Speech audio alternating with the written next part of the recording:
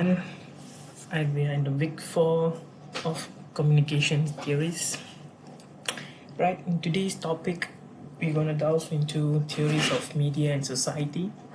Right, we have divided them into two parts. Right, today we'll look into the first part, which basically looking into the early conceptions, right, early approach of media research, right, and then the evolution of media effects, right, the research concerning on media effects, right, how it's the relationship between mass media and society, right, and then we'll look into also, right, what are the different concepts, different questions and aspects and focuses has been raised, emphasized by different scholars, by different theories, right?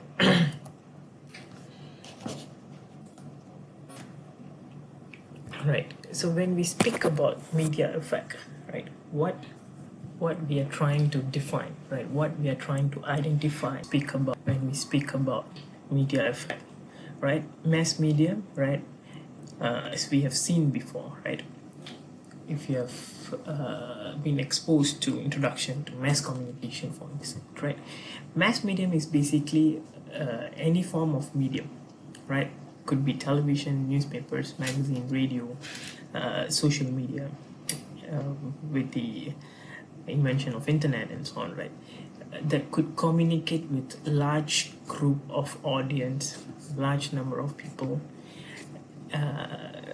presumably, right, primarily at a single time, right, or in a short time, right. Mass media affects about the ways it affects the audience thinking and behavior, right.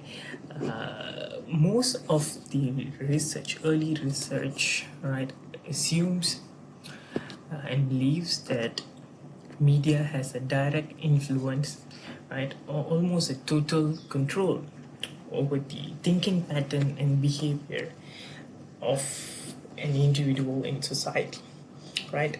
So it is presumed to be effective, right, effective in controlling or influencing the thinking and behavior of the masses, right. So in the beginning, right, media is considered as completely powerful, right. Early media research has also stated that media is absolutely powerful, right. It is powerful enough to influence their audience, of course, the way they think and behave directly. So whoever, right, this is very much related, what we call putting into the context of the role of media into certain time period, right, certain historical contingencies, for instance, right. We'll look into the reasons, right, why it developed in such way, right. For instance, during the World War, right, the Second World War, right, the German Nazis, for instance, right, the German Nazi Party, right, managed to use mass medium as a tool to win over the masses, right, win over the Germans, to commit the crime of humanity, right, a grave crime against the Jews in German at that point of time, right. So scholars were trying to understand the phenomenon, why people are subjecting themselves, right, subjecting themselves to the voices, right, the demands, the thinkings, the ideologies set by the ruling government or the ruling elites or the ruling power at that point of time, of course the Nazi party, right, why how they could command such a majority, right. So it was assumed that media was playing a pivotal role, right, a monumental role, right, in influencing the audience, right, the people, the masses, to behave in a way, the person who's disseminating, right, the individual, the government, the power that be, how these powers wanted the audience to behave in a way that they want, right? Right. Early research on media effect, right? In the book Public Opinion, right? Walter Lippmann, right? He's one of the scholars from Frankfurt School, right? He came up with the idea that what we call the media has a direct influence, right, effect on the masses, right? The world we see is based on the pictures in our heads, right? The pictures, the imaginations that has been described, that has been told, that has been conveyed by the media companies for the content of the media, right? So here, although we may not have any experience with the subject, but the pictures are formed in mass media, right? The pictures are formed in your thinking, in your imagination, right? If let's say, right, bringing back to the context of World War II and how German Nazi Party influenced their masses, right, the population, the people to resist or to be inhuman against the Jews, right? Maybe they would have, right? Not maybe, they have used this rhetoric that the minority Jews would control the livelihood of the majority Germans, right? The origins of Germans, the ethnic origin groups in German, for instance, right? So these are the kind of rhetorics that has been reproduced and reinforced in society. So when you create such fear, right, the majority would feel that their position or their privilege as the majority or the origin, right, as they belong there as a native, right, would be threatened. So this kind of ideology, right, this kind of thinking would create that they have to be vigilant and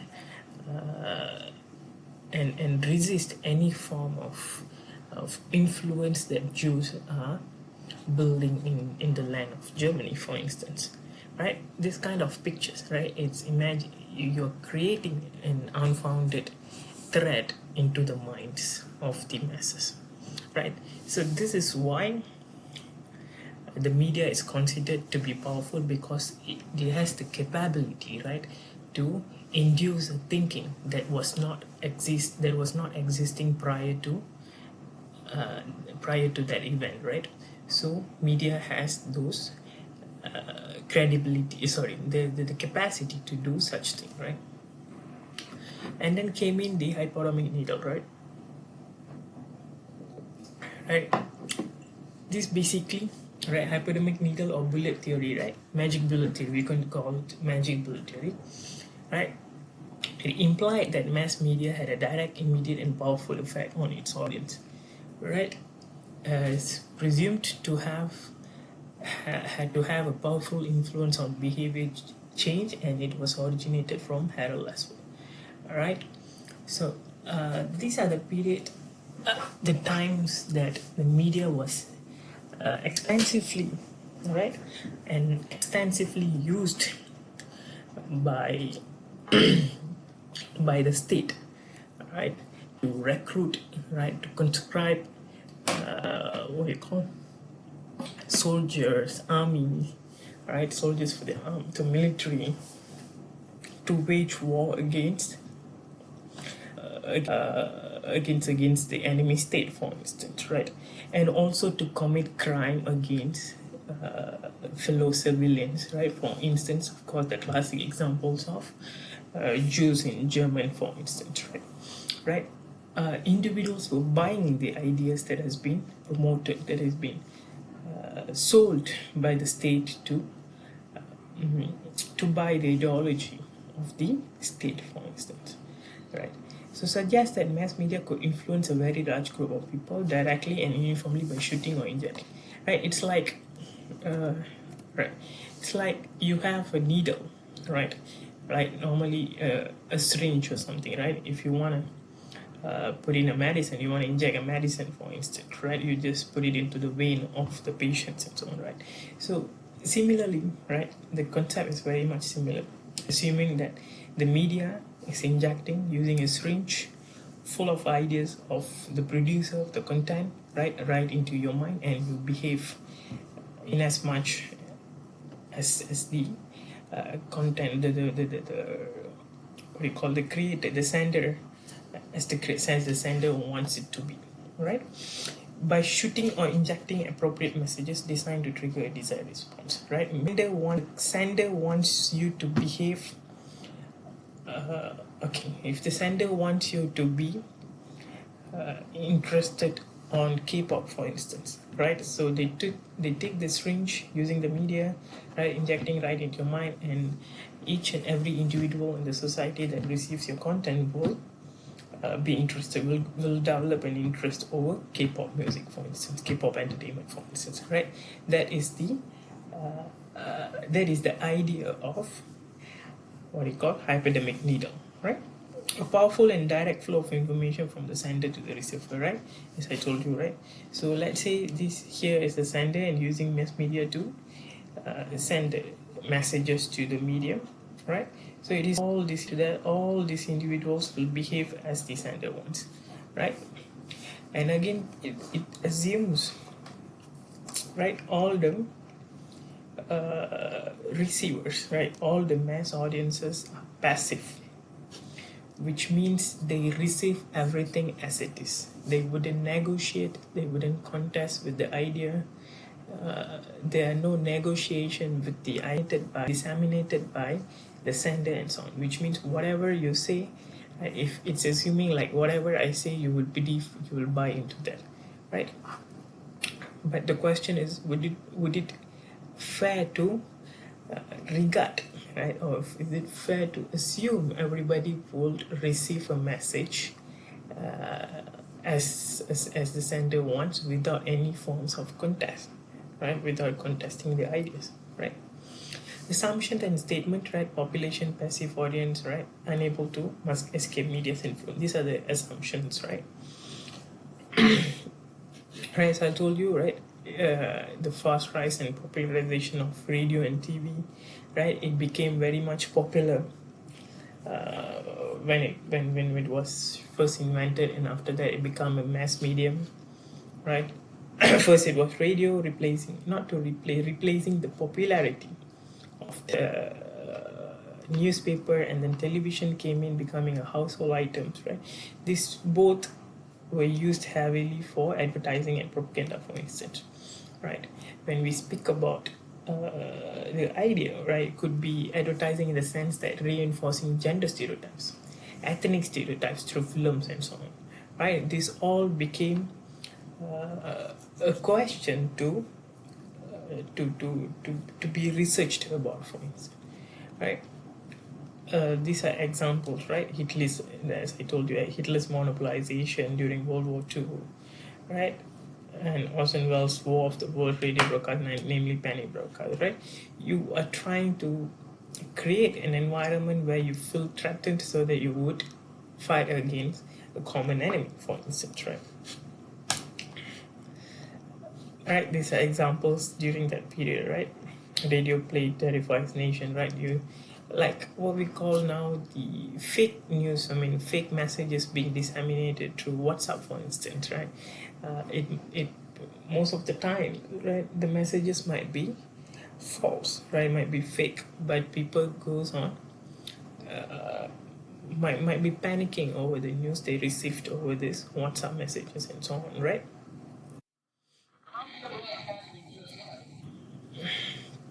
Right, weaknesses and them, right? It is linear communication, which means that okay, let us see here, right? Linear, which means you have a sender, you have mass medium, the message, and then it reaches the receiver. So there's no interactivity, there's no feedback. The feedback of the receiver are not considered there. Right? It is not available there. It's only linear, right? You cannot react back to a television program, right? Now it's much more flexible in the sense of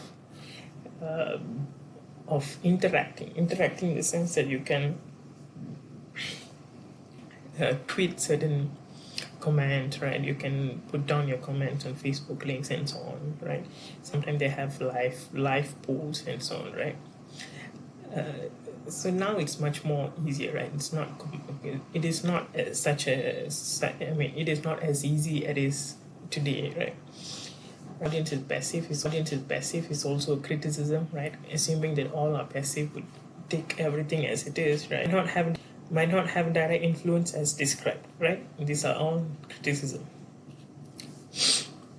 right? Besides, what the criticism, the scholars that have criticized academic needle, that they are not only affected by the content, but other factors like social background, demographic qualities, right, education, and so on also plays a role in the effect of media, right? What forms or what kind of content would basically influence the masses, if there are any influence, right? So, and then comes after the criticism, there were new theories that were arguing that media is less powerful, right? It is still have the capability of influencing the thinking and behavior of the masses, but it's very much minimal, right? It's very minimal, right? Or maybe moderate, right? Which means in 40s, right, there's a research that's conducted that says that media can indirectly influence, but through an opinion leader. Right? We'll look into that. What is right? It is called as two-step flow model. Right? It was a study carried out on voters' behavior during, if I'm not mistaken, it's Roosevelt's Franklin D. Roosevelt's election campaign. Right?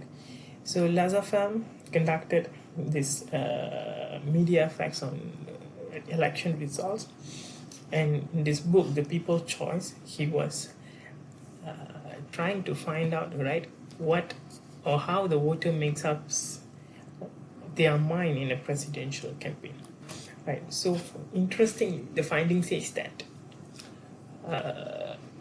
it failed to identify significant direct effects on voting or opinion from the main media of newspapers and radio. Right? It means people are not reacting or not buying, not simply believing everything that has been said in mass media. Right? And this indicated that media had no direct effect on audience like initial findings.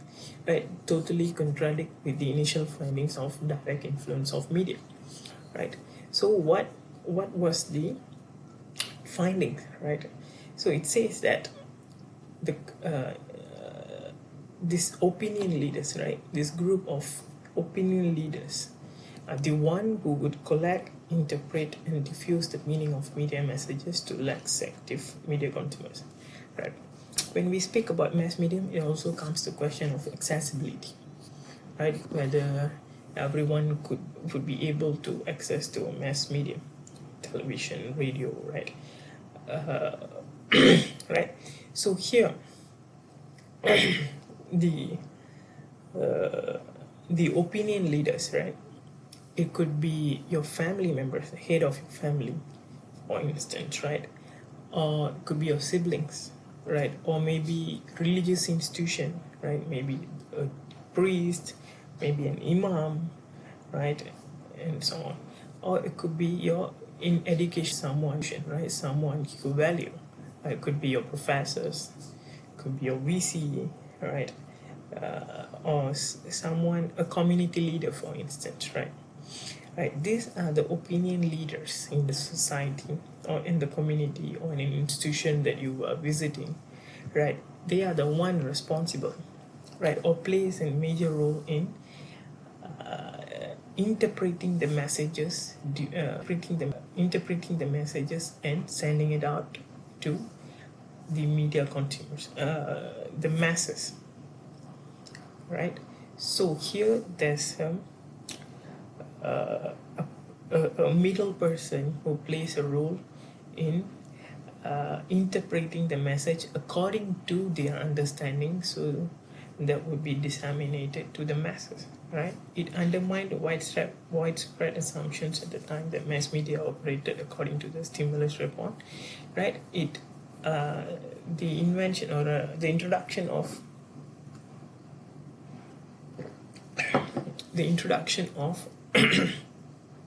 two-step flow model basically undermined or shaken up, right? The theory, or the bullet theory, basically, right? Ideas often flow from radio and print to the opinion leaders, and from them to the legislative sections of the population, right? This is the graph, right? Here you have the messages, right? Messages produced by mass media, and here, right, the opinion leaders would receive the content first, right, and then this opinion leader will eventually disseminate the messages to their group of members. Could be like family, religious institution, and so on and so forth, right? This is what we consider as two-step flow, right? This is the first step when it reaches the opinion leader, and the second step when the opinion leader sends his interpretation of the messages to the masses, right? The individuals are not social isolates, right? They interact with other people, right? The response and reaction to media message will not be direct and immediate, but influenced by social relationship. Right? As I told you, it could be the community leader, some form of relationship between this opinion leader and the masses around them, right? It could be any form of relationship, right? It could be someone that holds a position in the society, in the community, right? Someone who has the respect of the society, of the community, for instance, right?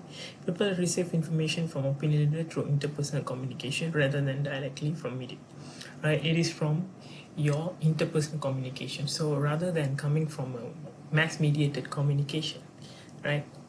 Here you are interacting with people, right? So it's much more convincing, for instance, right? So the information that is being disseminated comes with a form of belief and trustworthiness because of your personal relationship with this opinion leader, for instance, right?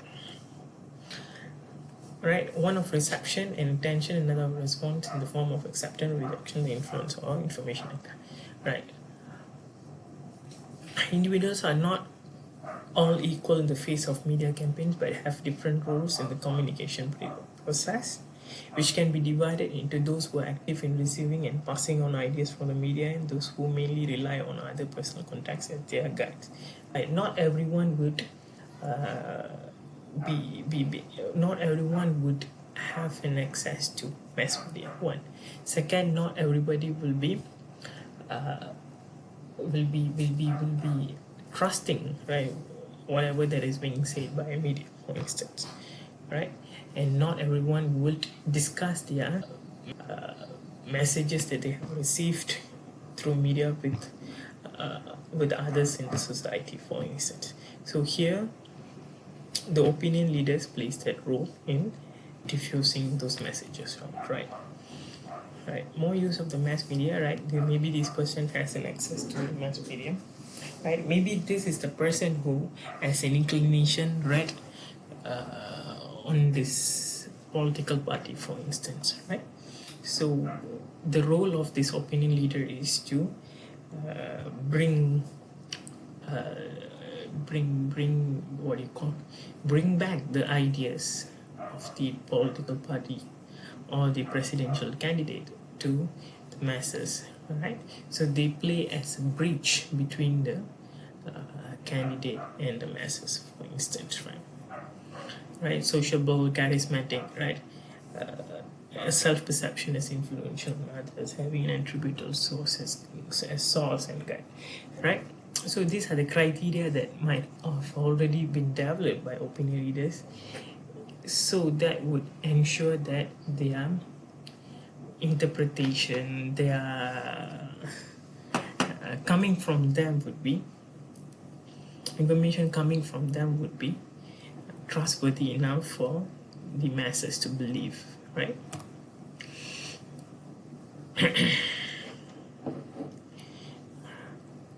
Right, this you can read for yourself. That's still the characteristics and so on, right? Who will lead and who will follow is determined by the subject matter under consideration. Right, this all we have spoken about, spoken before, right? What are their position in the society, right? How they are perceived by the members of the society, right? What have been their role prior to I mean, what have their role been all this while and so on, right? Again, second problem is still the criticism, right? Is still linear communication, right?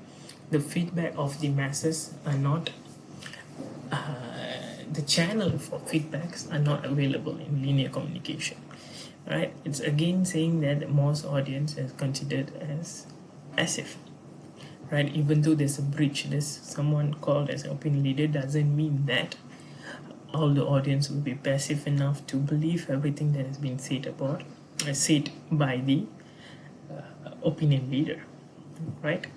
The model is limited to two-step. Well, the process may involve more or even fewer, right? Not necessarily it reached the opinion leader before they bring forward the messages to audience, right? Maybe it comes directly to the masses, right? Or maybe there are a few different layers. Maybe there's a conversation that took place between the opinion leaders in society before the message are interpreted, right? And so on and so forth, right? It may not be as simple as that, right? Again, media effects are much complex, right? Not conclusive. Research has also shown that initial mass media information flows directly, right? Not necessarily it has to be through an opinion leader. It could be relayed. It could be reached directly, right? The masses could could receive the messages directly without a person in between the messages and the receiver. And then we have the multi-step flow model, right? When we say that the process is not two-step flow, but it could be multiple flow, it could be multi-layered, right? This is what we mean by multi-step, right? Not necessarily it has to be opinion leaders or opinion givers. It could be anywhere. It could be traveling from any direction to any direction, right? So it could be like when we follow this diagram, right? It could be this person is influencing this person, or here could be influencing here could be influencing here, right? Or the mass media could be influencing directly to the receivers and so on, right? So it's multi-step.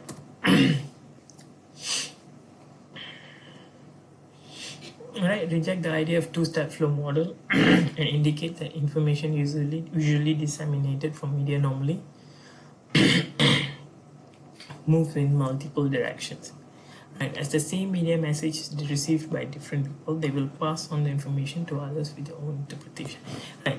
The gist of multi-step model is very much similar to two-step flow model. Right? We basically believe that they are opinion leaders, but it is not as rigid or structured as it was in two-step flow model. Right? It could be anywhere, right? The opinion leaders could exist anywhere in the society, or so the level of influence or the flow of influence are not rigid as it has been in the two-step flow model, right? Right. At the same time, media message is received by different people. They will pass on the information to others with their own interpretation. Right. Could be a conversation between family members. Right. Could be within the friends. Maybe within between what do you call in the members of the society. Right. Not necessarily it has to be someone that has maybe between the peers, right, working colleagues, and so on. Right. So one another could be influencing one another, right? So that's what we call in multi-step flow model. Information is affected by social relationship, social norms of each new community group that it enters, and their own interpretation. Right? How do you interpret the messages in your own community? Own community in the sense that maybe you have a group that goes to church, a group that goes to the mosque, right? Or maybe the groups that go for maybe inclined with political ideas, right? People from different political beliefs and so on, right? So how do they interpret are varying, right, and different from one another. And then we have spiral of silence.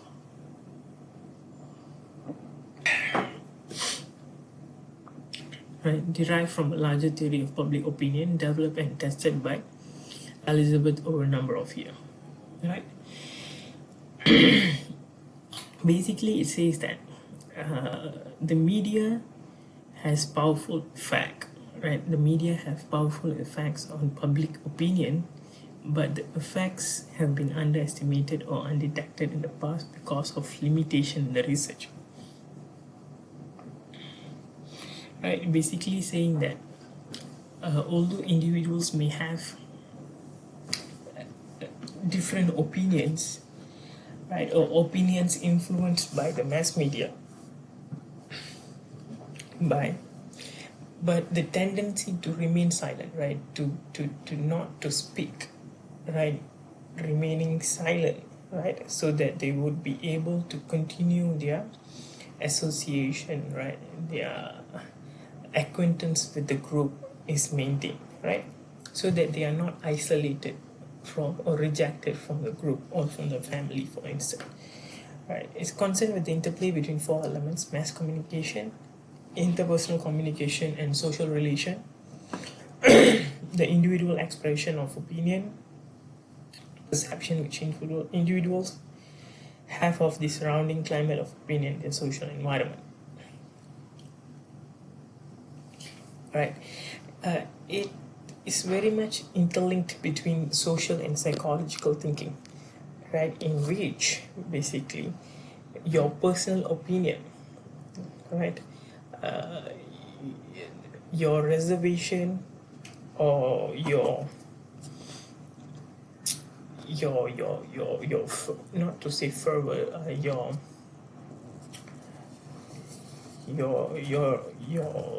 wish or right to express is very much perceived, very much determined by what others would think about you, right? Like if I've said something that's unpopular, that's very critical, or that's very considered to be controversial, then how would I be accepted in the society, right?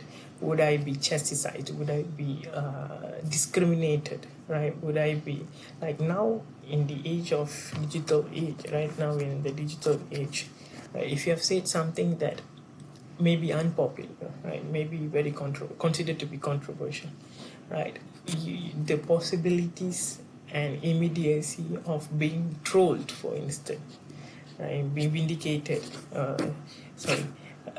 being prosecuted, right, media tribunal is very much high, right? You are subjected to criticisms, right? People will be going on threats and threats about you and so on, right?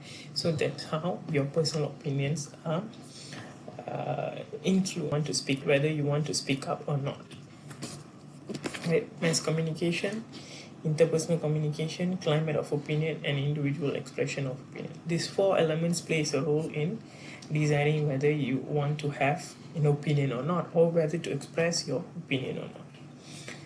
The interplay behind how trends gain public support and the key tenets of the theory can be summarized into four propositions. Right, as I told you, right, threatens to deviant individuals with isolation. Right, you could be the minority voice, right? Maybe you only have about 1 or 2% point with your point of view, right? So the majority of the society might isolate you, right? Don't want to interact with you, right? You might be right, might be correct. Your opinion might be perfect, might be factual, right? Just because, like for instance, right, in the early days, right, in the beginning of the century, for instance, the concept of patriarchy, the patriarchal concept, right? If you wanted to say that women should be granted with equal right, they should be allowed to work and so on, right? You might be the minority voices in the society, right? Although it's fair, although it's rightful, right, the opinions are very controversial at that point of time. It's very critical. So the majority of the society would most probably isolate you, right, and then discriminate your opinion, right, trying to bully you and so on. Right? Individuals experience fear of isolation continuously. Spiraling process that reveals the majority opinion, right? The majority opinions that holds, it holds water in the sense that more the merrier kind of approach, right? Fear of isolation causes individuals to try to access the climate of opinion at all time. There is a quasi-statistical organ that people use to monitor the prevailing opinion. Right now, we have the social media and so on, for us to track, right, for us to monitor the prevailing opinion. Like for now, in Malaysia, let us take Malaysia in the context of COVID-19. Right, we all hold a high opinion of the health director general, right? So let's say you have a point of criticism towards this DG, right? So you might, you most probably fearing the isolation, right? You wouldn't want to express this opinion, right? Even though the criticism might be valid, right, might be needed, but because the climate of opinion very much in favor of the person that you don't want to express anything, right? The results of this estimate affect behavior in public, especially the open expression and concealment of opinions, right? You basically will end up not to express anything, right? In the future, you would be following this pattern as always, right?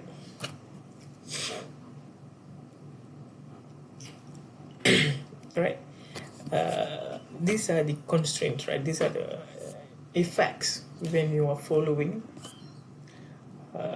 When you have decided to be. When you have decided to only speak when your opinions are in the side of majority, right? If it's critical, if you're the minority, if you are the only person who might have the opinion, you wouldn't want to express them, right? If it processes that in order to avoid isolation on important public issue like political party support, many people look to the environment for clues about what dominant opinion is and which views are gaining strength. Maybe it will also influence the way people voting, the way people vote, right? If the majority sentiment is towards party A, right, you might feel that okay, this would be the best option as of now, so I would just follow the trends, right?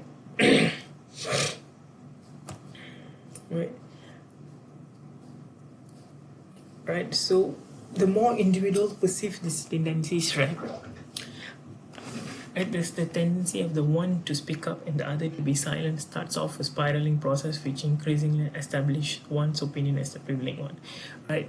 In society, when there's no contrasting opinions and there's only one voices emerging from the masses, right? If you don't want to contest those ideas, right? So eventually there would be only one voices, one point of view dominating the society, right? The masses. So that would become the prevailing one, right? That would eventually become the champion Lafon, as an example, right?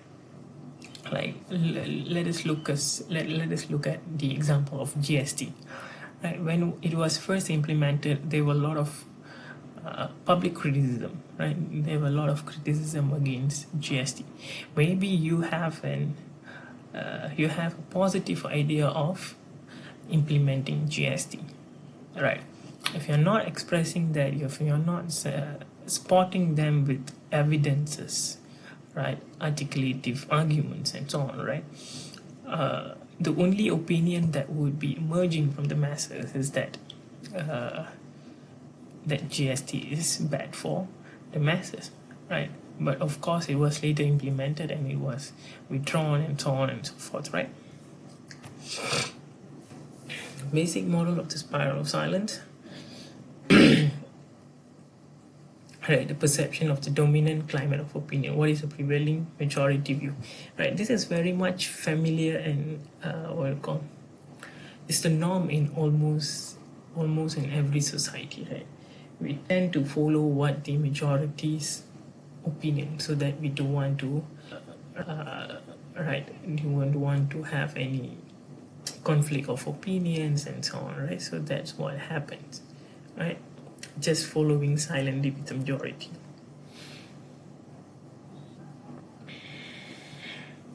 Right?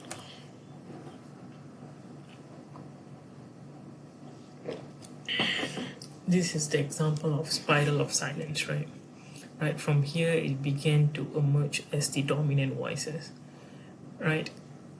The deviant opinion or the contradicting opinions are not expressed because they are because of the fears or the elements that has been described earlier, right? Right, these are the factors, social historical factors, right? Puzzling findings in German politics, right? Polls reported the main parties consistently equal, but at the same time, popular expectation about which was likely to win increasingly favored. And this is where you have these media companies, media conglomerates conducting mock polls, for instance, right? You have this like wanted to find the pattern of voting prior to the election, right? Trying to give an impression, right, or statistics where which party will likely to win. So if let's say the mass media is controlled by the party A, and of course it's going to report that the people are interested, the people are more likely to vote party A, right? So the majority, or maybe those who are sitting in the middle fence, right, would eventually believe, if they wanted to believe, right, that let us vote party A because the majority opinion is for party A, right? So it would grant them a convincing victory, right? Because people had assumed that the majority support lies behind this party A. Right, the expressed voting intention were concealing some underlying reality of opinion. Many voters were unwilling to express opinion directly, right? Even though you might have different of opinions, right? The masses do want to express why they are unsatisfied, what were their dissatisfactions and so on, right? Right, these are all examples, right? 3 characteristics of mass communication: accumulation, the build-up of certain themes or messages over time, right? You have certain themes like, let's say, women are supposed to work at home. This kind of messages built up and reinforced again and again as a dominant message in the society, for instance, right? Ubiquity, the widespread presence of the media, mass media. You have multiple choices of mass media, multiple companies, multiple TV channels, and so on. Consonance, the unified picture of an event or issue that can develop and is often shared by various media, right? You have the content, for instance, or the a similar thing, right, or similar idea, or similar point of view being generated, and shared widely over various media to show that the opinions of the majority are the same, right? They are same and there's no much differences, for instance, to create an uniformity, right? To create an illusion of uniformity, right? But the question is, what about the silent spectators, right, who have a different point of view, but they don't want to share their beliefs, share their content and so on, right? What I mean, it doesn't take into account their opinions, because basically they are not expressing because of the fears that have been mentioned before. Right, people form impressions, right, from about the distribution of public opinion. When you have an existing public opinion that are very strong, people form their own opinion impressions based on the public opinion that are already existing. Right, if you want to say that, let's say if you want to say Adidas is the best brand, let's say you have 5 different channels and saying that Adidas is the best brand, and then people would buy that. If there are no contending opinions, right? If there's no contrasting opinions or views that says Nike is the best, right? People will obviously believe that. The tendency to believe that Adidas is only reliable product, only reliable quality, then people would go and buy this product alone, right? Without considering other options in the market. Right? This is what we call is following the majority. Right? If they feel they are in the minority or their public opinion is moving away from them, they remain silent. Right?